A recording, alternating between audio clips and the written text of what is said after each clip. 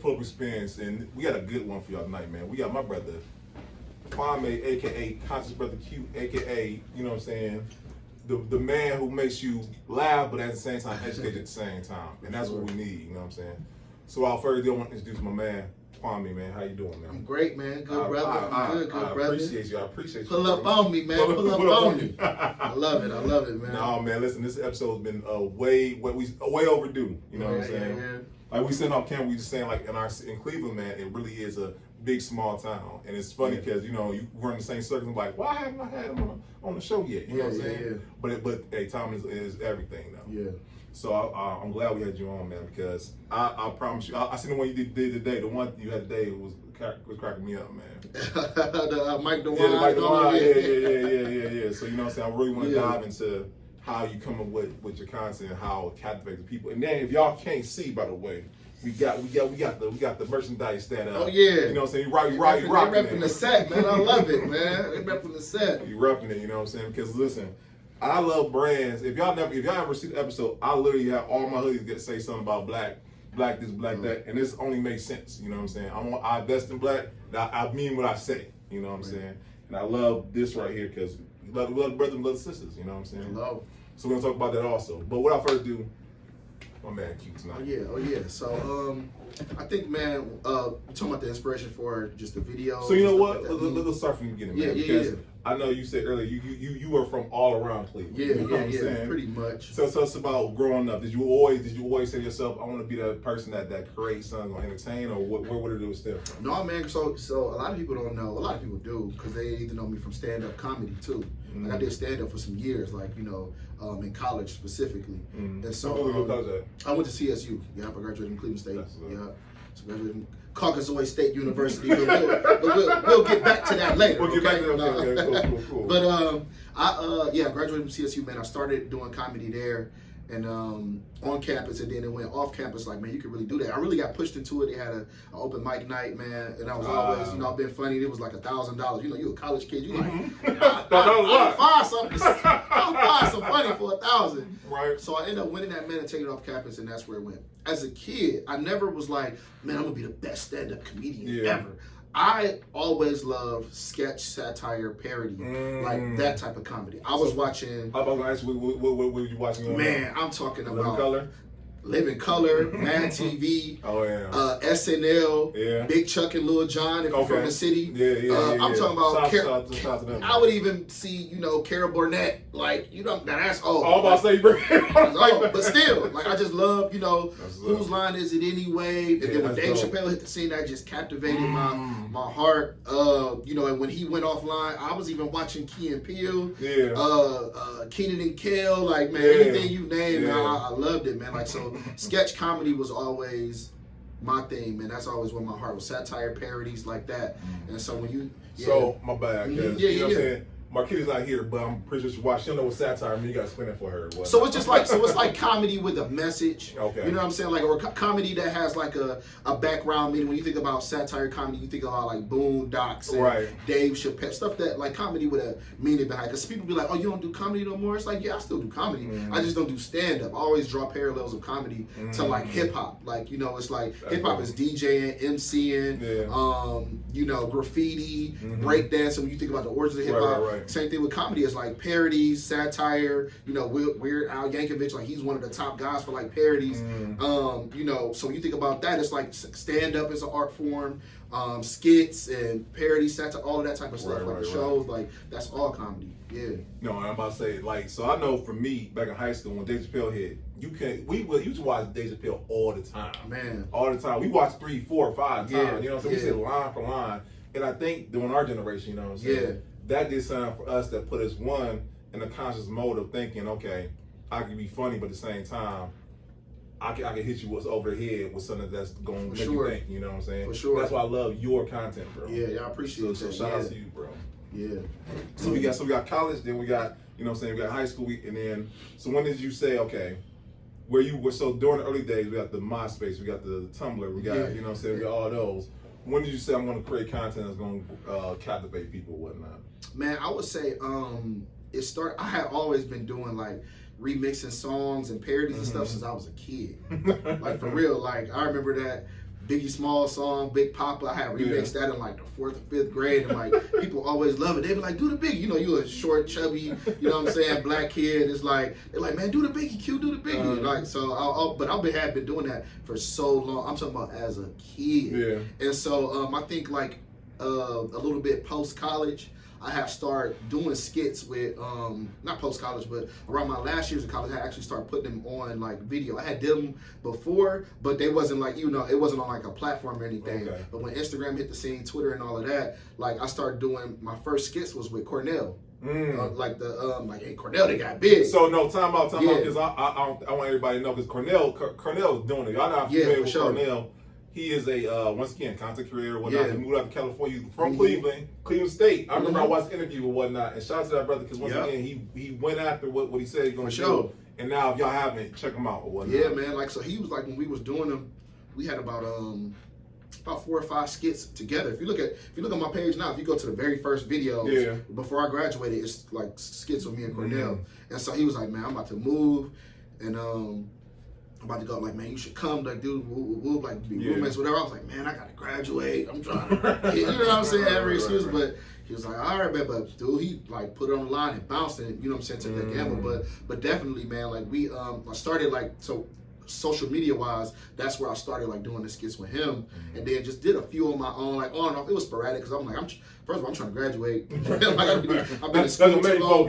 I had been in school so long, you know what I'm saying? And so I'm like, I got to get a job and whatnot too. So, but I was working at a university, so I had like chilled a little bit on the skits because I didn't know who was following my page and all of that. But yeah, and I linked up with B and started doing skits again. B Titty, man, my brother B Titty. Shout out to Brian, shout out to B Titty, man, and yeah, we started rolling from there, man. Yep. So let me ask you this, because a lot of people think you just wake up and you already have it, you know what I'm saying? You're like, hey, let's put it together real quick. What goes into creating content that captivates or whatnot? I think what goes into like when I'm thinking about a skit or doing a skit is really the perspective that can be drawn out of something that they may not see it as funny, but how can you can educate, because like by profession, I am an educator. You know what I'm saying? So so I just call it kind of like edutainment. And you can literally like educate somebody with a different perspective, or you can just put the truth in with a little bit of funny. You know what I'm saying? Like that's what comedy is. Like that's why people laugh at certain things, because it's like, even though it's sometimes like as an artist meaning like comedian, like you're exaggerating the truth or something, you saying something to conjugate the truth, like you can literally like, you know, put that in there. So that perspective of, you know, just something that might have happened, like on that spot funny, like you looking at the funny side of it. Is also, when you think about it as a kid, for me, it was like, it's really drawn from a survival instinct too, because like me going from, I went to 8 different schools in CMSD. Yeah, I went to 8 different schools, right? And I lived in a couple of different neighborhoods, but I mostly grew up on the 105 area. But I went to so many different schools, man, and I had to constantly pick up and like, you know, drop my friends from here and then reinvent myself, or like adjust to this new place, because it might have been, you know, on a west side school and I was living on Kinsman, or, you know, going to a school that was up the way and I was staying like down the way, you know what I'm saying? So it's different neighborhoods. And then when I went to MLK and we was living on 105, and it's like Huff, Superior, St. Clair, all them people up in there, and it's like, you know, you gotta find your way to keep it funny. Like you gotta stay safe. Time out, because you know, it's crazy. More demographics not even from Cleveland, so I was going to I want to educate the people on just Cleveland dynamics and Cleveland demographics. There's up the way and there's down the way. You know what I'm saying? There's the west side. Right. And if you are caught from up the way, down the way, just make sure you just let them know, like, hey, man, you know, hey, I got a cousin over here. Right, that's what I had to do, man. Like, you get caught in, you know how it is. You caught in the neighborhood, like, I remember at the bus stop. That's what I'm saying. That's funny. Like, being at the bus stop, it was like DuPont. There's some Morris Black guys. That's a project over there. It was like, where you from? I was like, where you from? Everybody say, I'm from down the way. I'm from down that way too. Right. Where you from? I'm from there. I'm from around that way too. It's a survival thing, man. It's like, you know, twin. Every hood got a twin. You're like, you know, twin, don't you? Actually, every hood got a twin. So yeah, man. It's really like, so it's really a survival thing too. Having to think on my feet and adjust. Like, you know, that was like almost like not life or death, but it was like life or death. Like being in different schools and in different neighborhoods, and so you had to be quick on your feet, man. So I would say that's where the root of it kind of came. That's what's up, though. That's what's up. Okay, so let me ask you this. With that being said, because I understand, because my sister, she right over here. How many schools we go to? Like, we've been all over Cleveland too, whatnot. Right. So I feel what you're saying or whatnot. Yeah. But like you said, how to become adaptable and then be able to withstand the ties of where you at. You know what I'm saying? So you don't get washed away with that. So I feel that component, but so the consciousness part, because you got different comedies, right? Yeah. We got the Dave Chappelle's, we have the Samoa, the Lil Duval. Everyone had their type of comedy, right? Yeah. Where did your type of comedy deviate from or whatnot? Because I know, like you said, satire comedy, but one thing I like about Dave Chappelle and the Dave Chappelle show, once again, every skit, it was funny, but you know it meant something more. You know what I'm saying? Right. Like my favorite skit of all time was when he said, when black people got reparations, what they would do with it, right? Yes. And the fact that at the end he was like, the white anchor was like, they literally just gave the money right back to So her. they're just gonna give the money right back to us, man. Yeah. And in 11th grade, to me, that was like, wow. Yeah. You know what I'm saying? But it was real. Yeah, that's real. It was real. Yeah. So with that being said, would you say your type of comedy stemmed from that, or did it come from being around certain groups of certain type of people? Man, definitely. I would say where mine was drawn from was obviously, like when you look at any comedian, any comedic artist or whatever, anybody in that lane is really drawn from their experience. And those are the best comedians. Like the best comedians usually they're very good orators. Like they speak well and they can tell good stories. When you think about the top guys, they tell good stories. You have guys who shoot from the hip and whatnot. But those are the best, and they're drawn from their experiences, like real experience, people who are well traveled. Most of those comedians are well read. Yeah. Like they have and they have a lot of experiences outside of the scope of where they came from. And so I would say definitely it was my experience, man. Like growing up, when I was doing stand-up, that's what a lot of my stuff was like my experience in college. A lot of my material was my experience in college, like what I was going through, being in school for a long time, pledging a fraternity, being at a metropolitan type of school, like transferring from a community college, like, you know what I'm saying? A lot of it came from there, living in the dorms versus living like, in the hood where I grew up at, like all of that stuff. So yeah, man. Yeah. And one of the things I can say, because like I say, I'm a big fan of comedy. Like if I'm having a hard day, you will catch me watching stand up, right? Yeah. But every comedian I ever watched saw in an interview, like Eddie Murphy says that he's more of a dramatic actor than he is as a comedian. He said he draws comedy from traumatic experiences or whatnot. Right. So with that being said, would you say that's where you draw some of your comedy from? I would say, looking at some of my old material when I was doing stand up, I would definitely say that's where it came from. Like, because remember what I talked about, survival. Like it was survival. I'm talking about like how we grew up. A lot of that stuff, like me being, for instance, I say the youngest of 5 children, but the only boy. You know what I'm saying? Oh, wow. So I would talk about that too, and just like, or like I had jokes about my father and all of that stuff too. So it was definitely like where I drew a lot of that inspiration from my earlier material from, for sure. For sure. So I want to ask this question because one of the things, if y'all haven't seen any Q's videos, y'all got to, because it's dope stuff. But one of the things I want to give you flowers for, bro, is that you are big in collaboration too, man. Yeah. How does that work? Because I can say this.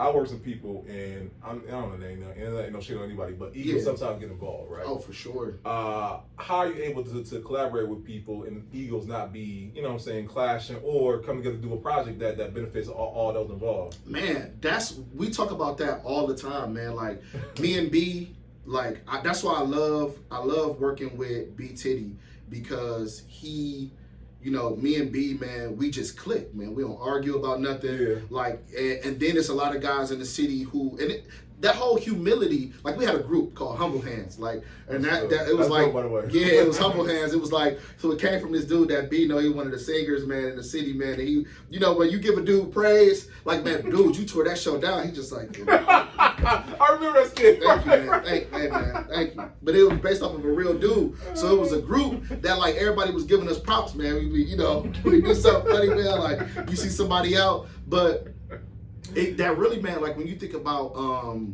a lot, like, so it's not like a lot of people who are like in the city right now. I wouldn't say like it's a lot of dope like content creators in the city, and I think one thing too is just like, do our material mesh well? Because I used to be like, man, I work with it. Let's do it. Let's work with anybody. But if our material, like our content, don't mesh well, it's just like I don't see nothing wrong being like I can't. You know what I'm saying? I can't really rock with it. But like I told Ron Haber Flex, I'm like, bro, that was like shout out to Haber, man. Shout out to Haber, man, because that was like a DJ Khaled move of like people in the city, like how you bring all those artists together. If you look at all the cameos in that video, you like, wow, this dude really brought everybody together, man. And so the whole ego thing, like, I never really got into it, and I say this like humbly, especially with me and B, man. A lot of people know us, man, from just we haven't even been as consistent as we could. We got a lot of skits and material left on the table. Hey, you know what? During Brian's interview, he was telling me about how much material he had, and then unfortunately something happened that made him so he can't access his stuff and whatnot. Yeah. So oh man, yes, B Page got he told you caught up in that, watch episode 10, by the way. Watch Brian's episode because he talked about that. You know what I'm saying? Be careful who you have around you, by the way. B got caught up in that thin line between love and hate. I'm putting you out there, B. He got caught up in that thin line between love and hate. Took his Instagram. But see, listen, that's a skit right there. That's really true. Like we can literally look at the storyline for a thin line between love and hate, and that's how we. If you look at me and B's like old skits, that's literally what we did. Yeah. We took like relevant Black like films, and we would flip them into like something relevant to Instagram. Yeah. I'll give you an example. Our first skit we ever did together. Remember that Will Smith scene? That Will Smith and Uncle Phil scene when he was like, "Oh yeah, how come you don't want?" That was me and Ben's very first skit. He was like, wait, we're talking about where are you finding clothes for that stuff? Cause like, man, I'm wondering where y'all. It was like, man, it was random. Like we were just pulled out. It was just like random. Like how can I look like an old big dude? You know, I had a cardigan zip up or something crazy. And so me and B that first skit, cause he was like, how come he don't want me, man? And like he was like, how come he won't follow me, man? He was like, and you know, he had this little, like Will Smith had this little, like, statue or something. And he was like, I wish I would have spent my money on this stupid gift. And like, B was like, I would have just saved my money on this stupid selfie stick. You know what I'm saying? So we really took a lot of different things. So something like that. So I'm pretty sure, like, if B wanted to, we could literally do a skit about a girl hacking into his account, like on the thin line between love and hate, like that whole thing. That would be easy. But that was the premise of all of our skits back then. Was a really like we did Paid in Full, like Paid in Full. That's my favorite. New Hack City. That was based off New Jack City. We did that scene where he was like, "What happened?" You know, came in the room, everybody, bro. Like so that's just.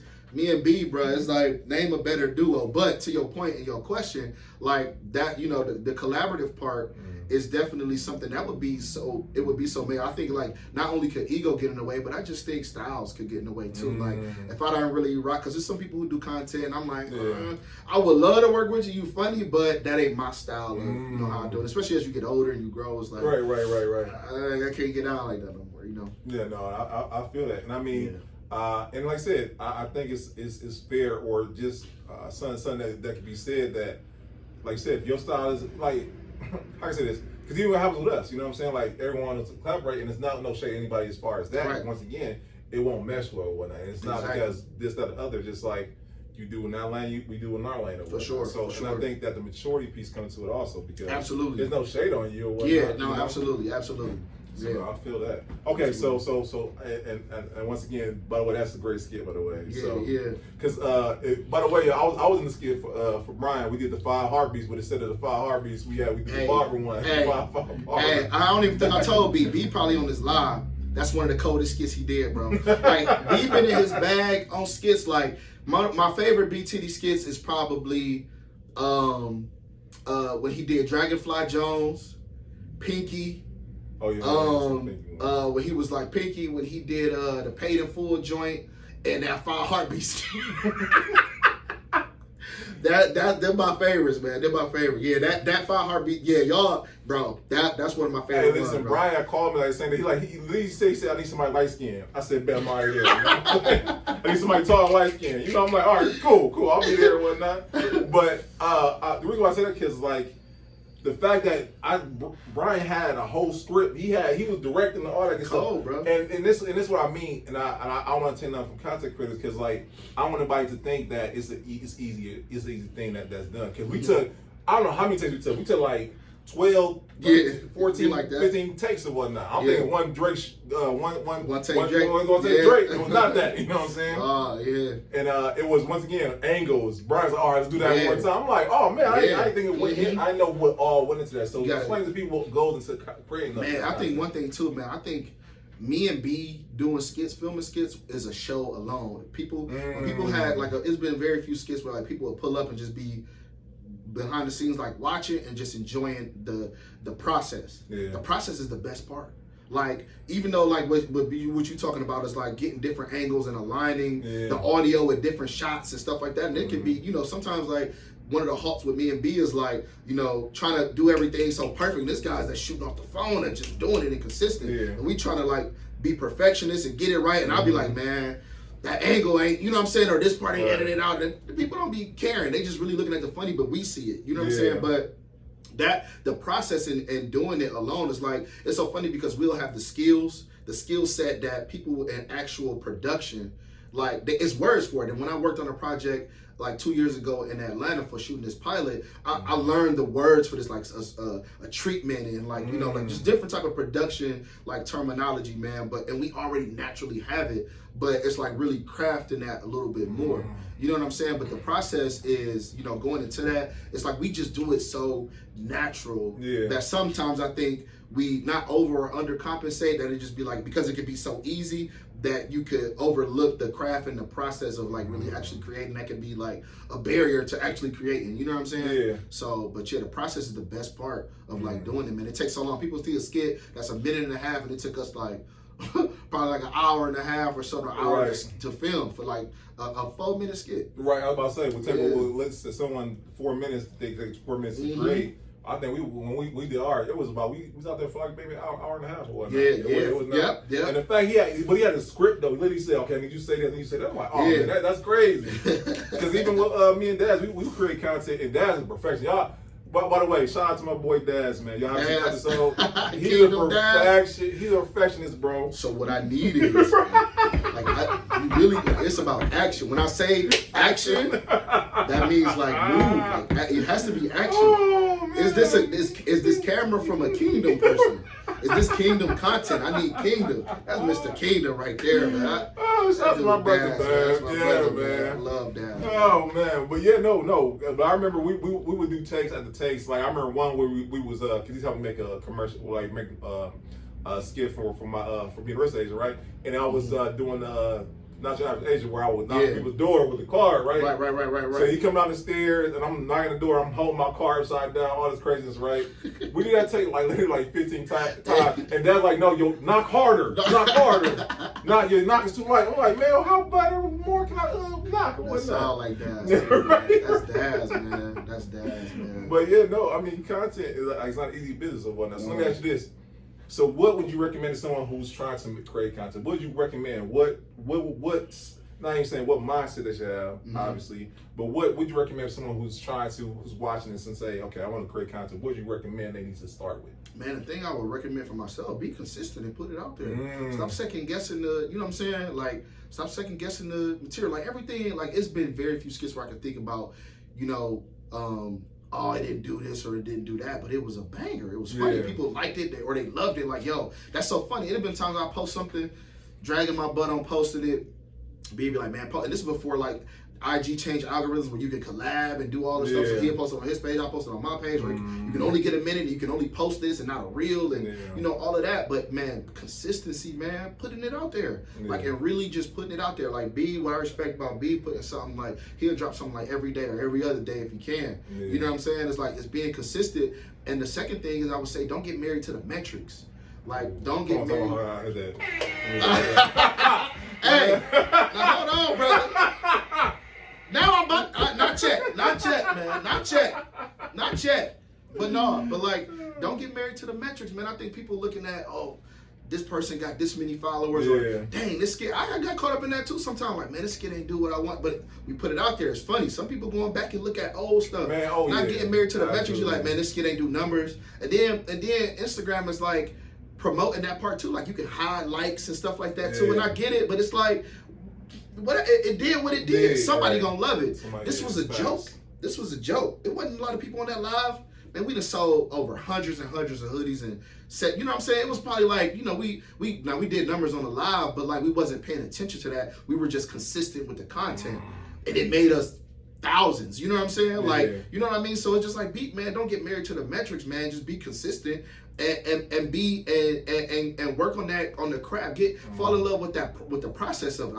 I like, even though I'm not as consistent with like putting out material and stuff like that too, I love the process. I love just doing it. We talk about, man, a skit like that, like, it's so much we ain't got left on the table. There's so many skits that we got left on the table that we ain't even put it out there, man. Like, so I do want to get into this because, like, one of the things that you got to appreciate about you, bro, is this brand. This is dope. You know what I'm saying? From the colors to what it stands for. What did that stand for? He said we can start this joke, but I'm pretty sure when did it become so, all right, let's shoot it out there to the people. Yeah, for sure. That it was a joke in the moment that took it to a movement, man. Like that really, it was just like somebody, I wasn't even thinking like that. If somebody would have told me that Hov would sell clothing, I was like, I wasn't even thinking about that. Like, I was just like, it was a joke. It was something I was saying, like we would bring people up on the live, or like some of their stuff, and it, like in the conscious Q phase, me and B would be on live and like pull up somebody in the city, or somebody would send to somebody like, look at this person with somebody white or something, like, and they'd be like, now look at this brother.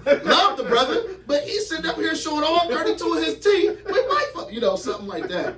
But it turned, and honestly, man, like, that's even the same thing back with like kind of with stand up. It was like really having a responsibility. Like, you have a responsibility, and so with this platform, just really recognizing the responsibility. One of I would say one of the interviews that changed the trajectory of like the lives for me with Conscious Q was like when I did the Bashir interview.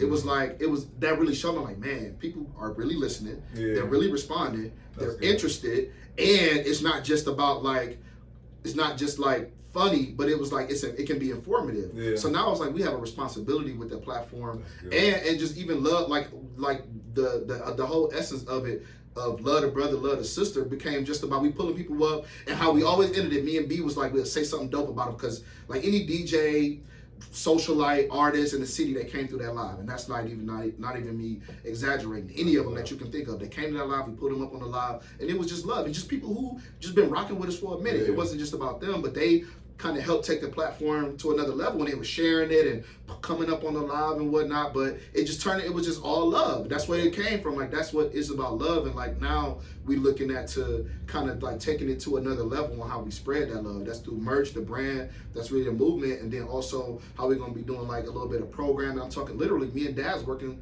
on that too. Like I got to send him some stuff, but yeah, we working on how we can expound on that movement with love, man. I'm talking about empowering people. It's empowering fathers, empowering ex-felons, people who are looking to, you know, integrate them back into the workforce, on the mental health, behavioral health for kids, school-based services, like all of that stuff, community activism, like all of that stuff, man. Stuff that he was already doing, but now you can actually use this platform to push it even further. Yeah, one thing Dad's gonna do, he gonna push so it. Now let me ask you this: love the hoodie, love the brother, but now, like, how can you take this to another level?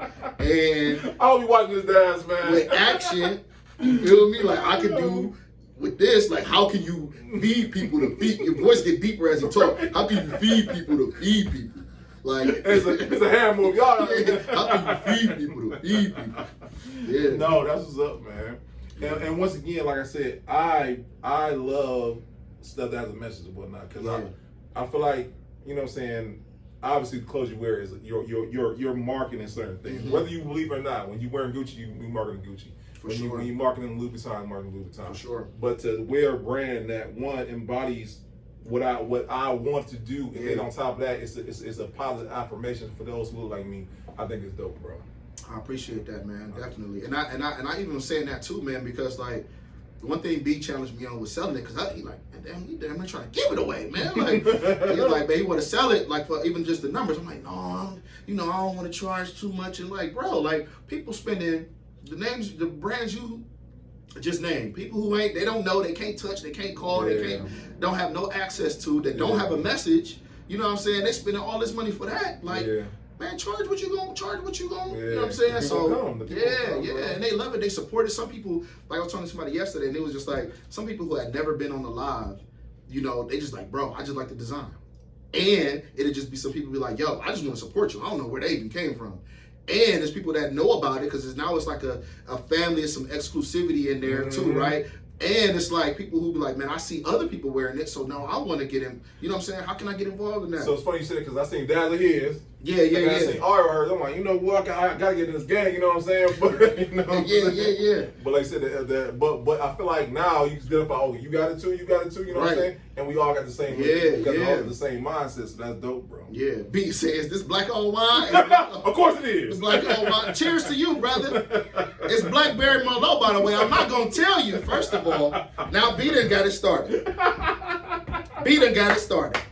Okay. When I walk in the door, brother, the brother offered me some white wine. Okay. Now we here. Okay. They told me to pull up. The good brother is here. This is what the people actually wanted. If we being for real. Now I got a question for you, brother. I got a bone to pick with you, brother. Yes, sir. So you do what by profession, brother? I sell real estate. You sell real estate. That's housing, right? Yes, You're sir. in the housing game? Yes, sir. When you do you show people houses? Do they get to view houses? Yes, sir. Okay. What do you call the biggest room, the biggest bedroom in the house? The living room. No, brother, the biggest bedroom. What's the biggest bedroom? The master bedroom.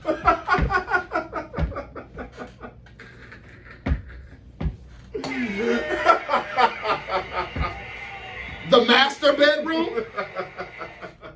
Where's the slave quarters? Okay? Think about it. The master bedroom? And you know what? We gotta talk about. Wow. We gotta talk about you and Dr. Umar, man, because that, when I seen that, I'm like, that is the best team up of all time, bro. You know what I'm saying? Okay. The people always talking about, oh, he met Dr. Umar. Dr. Umar met me. All right? Okay? And let me ask you, because even with that character, bro, like that, like when you see it, when we see the videos of you reacting to certain videos, man, this is dope content. Yeah, definitely, man. I think so when you think about, like, people was like, where that, you know, that Conscious Q character come from. We did a skit 2017, and what people don't know is the origins of that character was really based off of a conscious contradictor. He can be easily flipped. Like, people don't know, like, the origins of Conscious Q, I would say he's a culmination of Stephen A. Smith. Yeah, like just the cadence in his voice and the how he go off and all like that. Oswald Bates, people, you know, if you watch In Living Color. Oswald Bates,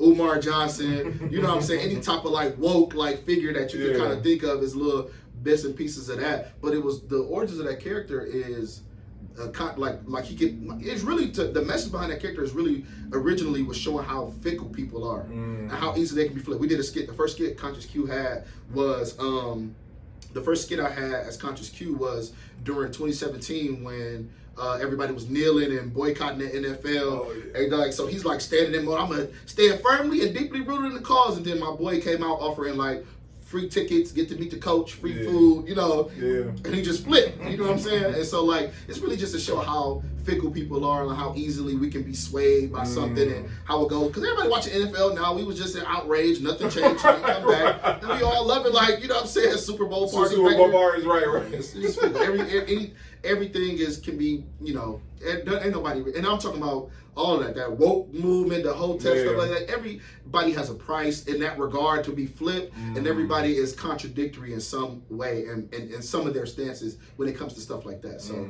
even, you know, So no, I feel that.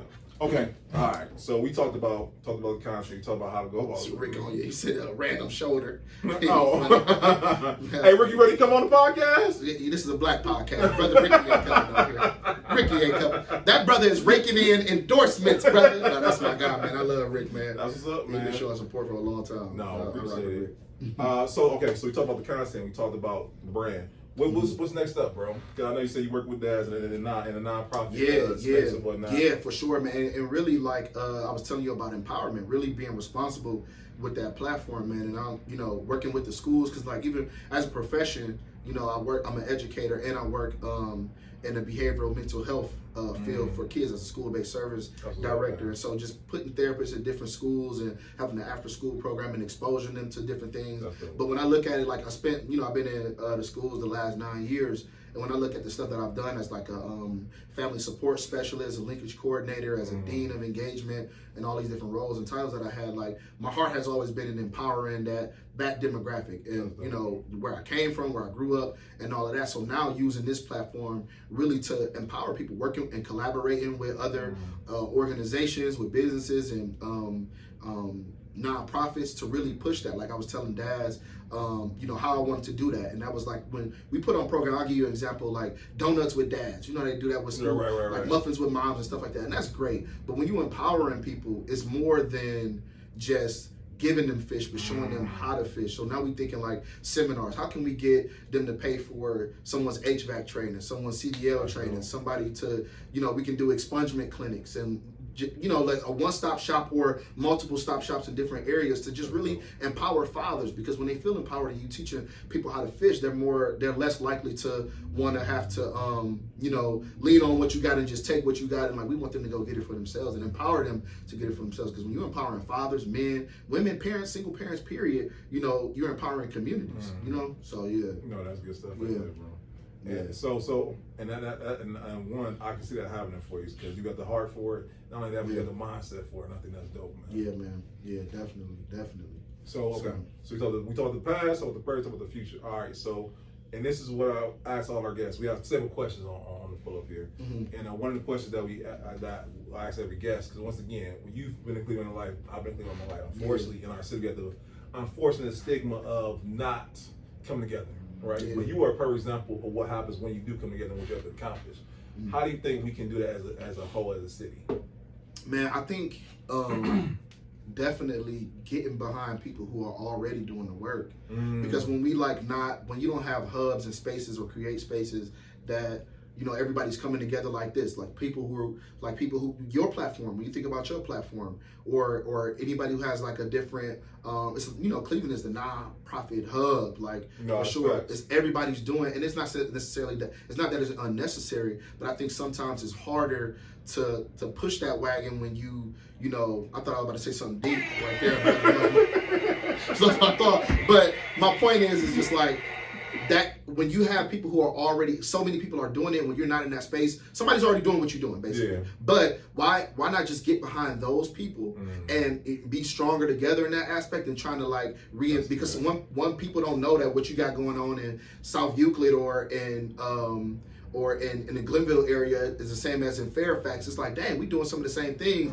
And sometimes what you see for real in Cleveland is like, you see people like, oh, well, it's a program for young girls. And it's like, well, I got a program for young girls and we don't really do it. But where's the heart at it? Where's the motive? Because you're serving young girls. Let's collaborate. Right. Let's collaborate and put our resources together to really take it even further. Now we serving multiple communities instead of just one school or one demographic of girls. Now you can serve West Side, East Side, this community, that community, when you have people who have the same heart to do something, but it's like you feel like there's so much scarcity, and it's like, where opportunities are so scarce, and it's like, but collaborative efforts, man, that makes it makes it golden. So even when talking to dads and looking at things that's like, look, you already got this going on, Lutter Brothers doing this too. We don't have to do it separately. We can do it together. Yeah, and I don't care who get the credit. Like that same thing, like that mindset that me and B got when we doing a skit, like it could be something like, yo, something that was a funny line or something like, dude, this dude, B funny is like, I said something cute, yo, conscious cute, bro. When you said da-da-da-da, it could be like, man, B wrote that. You know what I'm saying? Yeah. So it's like, it ain't about the credit. You care about the credit, it's like, that's the collab, like we both gonna shine. Right. And it ain't even about the shine, it's about the content. Like when you really have a heart for what you do, and so how that relates to service, it's like we care about the product is the content that we create. The service is like the message and the activism that we're doing through a nonprofit. That's only that matters. Who's being served is the only thing that matters. Ooh. So I don't care who get the credit for it. If it's Pull Up Podcast, if it's the Pull Down Podcast, if it's the Pull Sideways, it's like whoever's being served and they're elevating those voices. Yeah. That's who I want to work with. You know what I'm saying, bro? So yeah, I think. So we were saying here, me and the team we're talking about how we feel like it's the tide changing with every generation. Cause you know what I'm saying, our parents, you know what I'm saying, they carry everything to the chest. You know what I'm saying, information, resources, all that good stuff. But now we are our generation. We like, hey, listen, let's collaborate. Hey, I got this resource over here. Let me bring it over to you. When I feel like the tide is changing in far that retrospect. Our kids, I feel like they're more on a collaborative effort or whatnot nowadays. And then so I feel like it's getting better each generation. I think so, and I think each generation, because sometimes now getting better with each generation is all about perspective. Some people would tell you where they live at, it's like, oh man, these kids are crazy, they ain't doing this, and I hear it all the time. Or some people who live in a different area might be like, wow, like they might feel so like hopeful that wow, these kids are going, or they looking on TikTok or Instagram or how these kids are operating on social media, like, man, ain't no hope for the next generation. But they were saying that, you know, the boomers were saying that about the next generation was saying about the next generation. And so I think about it's how we empower them. What you was just saying, how they were hoarding those other generations. Now it's like, I feel like our generation is the most like aware generation. I was talking to my mother about that the other day too. I'm like, oh, y'all baby boomers are just so emotionally unaware. They just have a low EQ, a low like emotional intelligence. And so it's like we are the ones that are talking about mental health, generational wellness, generational curses, or generational intergenerational wealth, or all of that stuff. We're talking about like all of that stuff. And I think us getting to not really letting, and we're in the middle, right, of that generation before, and we old enough and young enough to still connect. So we have the largest responsibility to be an influence to that next generation, because so many people like give up on them. And kids keep me hip. That next generation is what keep me hip on stuff. I wasn't even hip to whatever, and I just be like, dang, what y'all listening to? You gotta know, because how you gonna speak to them if you don't know what they're going through? Like these kids going through some stuff, and it's like if you don't see it, and it's like, because like I remember this guy I was listening to podcast, one of my favorite dudes talk on his show, podcast, but Tim Ross, he was talking about it's whoever. Shout out Tim Ross, man. By the way, thank you for adding me to the group, man. For sure, man. Oh yeah, so you know that's my guy, And so like I was like, man, like he was like, it's whoever gets to them first. So it's whoever gets to that next generation first, because either the world gonna get to them, and I'm talking about from a spiritual aspect. It's like the world gonna get to them if you get to them and preach that gospel, encouraging them to and I'm talking about it from a spiritual level, but it could be on any level. Like it's whoever gets to them first. That's whoever gets to them first, man. No, that's good stuff right there, man. And once again, and I love what you know what I'm saying, because once again, you have the mindset, you have the heart, and also, you know what I'm saying, you have the spirit for it, man. With that, you're going to go far with that, bro. Man, praise God. I appreciate that, man. Okay, so I got my last question to you, and this is, once again, a question I ask everybody. Legacy, you know what I'm saying? I know it's one of those words like generation wealth, but one of the things I think that we don't do enough of is talk about it as far as in ourselves and whatnot. So this is my selfish thing with this podcast. I want to be able to look back when we look in 10, 20 years from now. I'm like, man, he was on the pull up and he said what he said this is legacy, and look, he accomplished that thing. Yeah. So what do you want your legacy to be for you as an individual, and then for your overall, for your businesses and everything that's connected to you? As an individual, is how did I use my influence? How was I seen as a light in certain spaces to influence people ultimately, to bring them to Christ? You know what I'm saying? That's just me being real as a believer and just knowing where I come from that. I influence people to, come to certain things, or if it's an event or be in a fraternity, like, can you use that same gift and that same gap to bring people to Christ? That's more, I would say, as an individual, that's more important. How I do that, using my gifts and talents or whatever, as a seed planter, or as like a, you know what I'm saying? Or just like as a hook, like not a bait, like I'm trying to sell something, right? Because that's not, we just here to plant seeds. But and overall, I would definitely say that how many people were empowered because they came across me, like, and whether that's using my talent to make them laugh or draw them in, or my gift of how I speak, because when I talk, people listen, or when I talk, people laugh and listen. You know what I'm saying? So it's really like really honing in and like directing that. But how many people were empowered because they came across, they had an encounter with me? You know what I'm saying? So how many people felt empowered by that encounter? That's good. Yeah. I think that's the best one I heard thus far. Because most people are not saying it's self-serving, but I guess it's your legacy. For but sure. That's a great one, man. Word. Yeah, man. Okay. So you have been dropping dimes left and right, man. Thank you for that, by the way. You have. You know, I didn't chance to even hit it. You know what I'm saying? Because I'm like, he's going. No, I'm just like. But it's been good stuff, man. So Yeah. let me ask you this, and I say all the time on the podcast, but I think the mark of any good interview is be able to get some pointers or whatnot, get takeaways. What are 3 things you want somebody to watch this interview, take away from your interview tonight? Take away from it, man. Man, I would definitely say stop. I'm reading this book too, and it's not stealing, but it's really what I'm walking through right now. So it's applicable to me, but also, man, stop waiting on permission. Ooh. Man, stop waiting on permission, man. That's a good one. Stop waiting on permission, like to really to be called who you called to be, man. Who God is calling you to be, man. You waiting on permission, like I think a lot of times, and I'm speaking for myself, we get caught up in like, man, what about this? Or like, is they gonna like this? Or is this program gonna pop off? Or is this gonna be? It's like who? Where's my identity? Yeah. That's like an identity thing. You know what I'm saying? But so it's like really not waiting on permission from anybody else to do what you already know is in you to be great, man. I think like, you know, because you had that potential, and I don't want to walk or be just, you know, I don't want to die with my potential. It's like it be sometimes like I'll be like, man, I ain't really scared of death because I know where I'm going. It's like I'm scared of not living. Ooh. You know what I'm saying? Like I'm scared of not living, man. For real, I'm scared of not living, man. 3 things. So I'm gonna say we talked about a good amount of things tonight. Yeah. 3. Another thing, man. I would say one more. We said 3. I only gave 1, right? No, that's good. Good one. But yeah, no, I would say, man, and do it, man.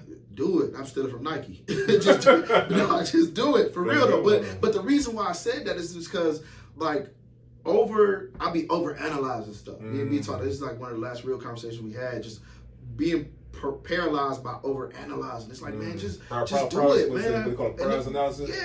Yeah. Like if you scared, you fearful, man, just like do it scared. You know what I'm saying? And like put it out there. Do it scared, but just do it. Like just do it like you were like and put it out, man, putting it out there. Whatever it is. Somebody is good at something and they scared about what people gonna think about it. And it's like, man, just do it. Everybody getting, we looking at metrics or we comparing ourselves to other people. So that could be the 3rd thing is to run your own race, man. Ooh. Really run your own race. If I compare, what I ain't doing to the next person or this person or, whoever's hot on Instagram and doing skits or Umar Johnson or somebody else that like did a conscious Hotep type of character, it's like, well, he got 125,000 followers and I only got 3,000. It's like, man, I'm in my own lane. I'm watching my own race. You know what I'm saying? So it's like, I'm focused on the people who rocking with me. They buying hoodies. They tapping in with our content. Yeah, it ain't got, I ain't got a lot of followers, but I have a following and that's different. And you know what I'm saying? You make impact with that though. For sure. For sure. And then go back to the face thing, because I know dads make fun of me. You say it all the time, because we'll make content, and I'll put it out. I won't even edit it. I'll be like, man, you throw it out there, right? Like, man, come on, man. What man, you gotta edit that. right. Is that really? Are you really walking in purpose and dominion if you don't edit? But you know what I'm saying. But I feel like it's a nice balance, because he's the perfectionist. I'm the one like, hey, let's put it out there. I'm like you, like, hey. Let's put it out there. What if it be? It's like, oh, this angle. Like, why you edit that part out? It's like, definitely. There's gotta be a balance in the two. For sure. So I feel that though. Listen, man, I appreciate the interview, man. And like I said, it was a long time coming, man. Yeah, for sure. I'm appreciative, man. So, question: where can the people reach you at, man? Man, Quameen V at Instagram. I changed my name on there, man. And that's really where I be at, man. I'm on Twitter. I see you got jokes. That's like the original one. On Twitter, I don't really be on there that much. I might get a TikTok, man, and really strictly make it for Conscious Q. Only just that. But I've been thinking about that as well. Like I'll be talking to B about it, but I'll be thinking about getting a TikTok, man, and just really seeing. I thought that would really go, bro. Man. But I have to give up something in order to do that. So it might be Facebook, it might be Twitter, because I can't be all like falling into doom scrolling. Like, nah, man. So yeah, man. And then, by the way, so y'all can get these great hoodies and whatnot. We'll have it on the show notes, by the way, so y'all can get them. Because I mean, hey, listen, limited supply, man. These are selling out fast. Yeah, man. They definitely the black on black. The black, we call these the blackity black. The blackity blacks. They on, they going, man. I got a little restock coming in. Today Tuesday. It'll be here on Thursday. Okay. Get them while they last. The last few days. Black History Month. It's the last day of Black History Month, but we black all year. Okay. All right. We black all year.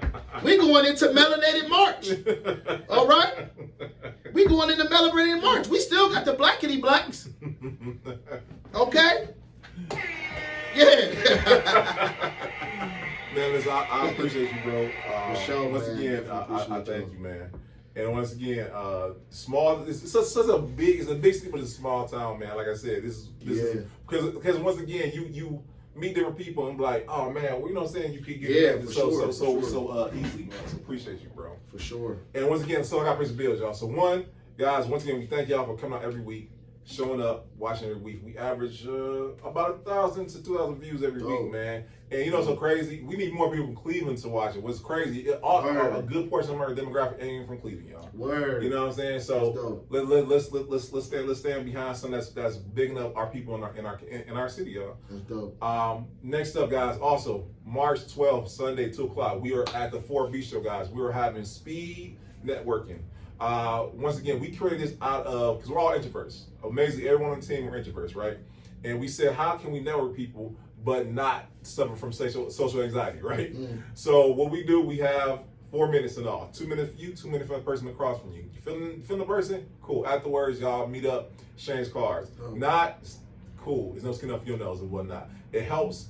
If you're extrovert, introvert, it doesn't matter. You have a business, maybe you have a business, maybe you don't have a business. Maybe you're looking for a mentor. Maybe you're looking for just a like-minded community. This is the place for it, guys. So do me a favor, click the link in the bio, get your tickets now. They're only $5, guys. $5 for an investment for your potential future business partner or your future business partner. You can't beat it, Once again, you'll be supporting Black Business because the 4 is our second home, as y'all already know. You know what I'm saying?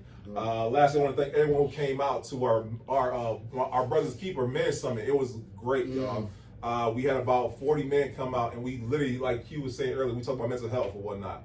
And it was great to have all these men come out and talk about some of the anguish they were going through and realize what trauma was. I didn't realize how many of us didn't know what trauma even was.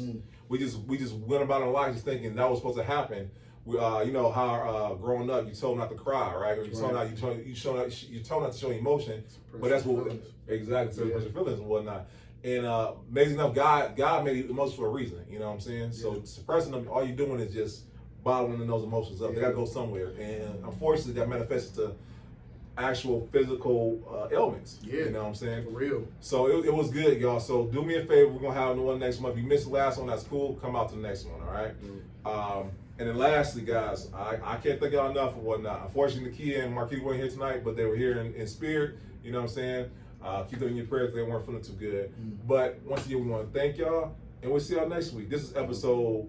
I think it's like episode 105, bro. Okay, there it is. You know what I'm saying? 105. Yeah, 105. You know what I'm saying? So good times and whatnot. That's So dope. once again, guys, you guys want to get connected with Q, we'll have all the information in the bio or inside our show notes. And listen, we thank y'all again, y'all. Peace until next time, all right? That's what's up.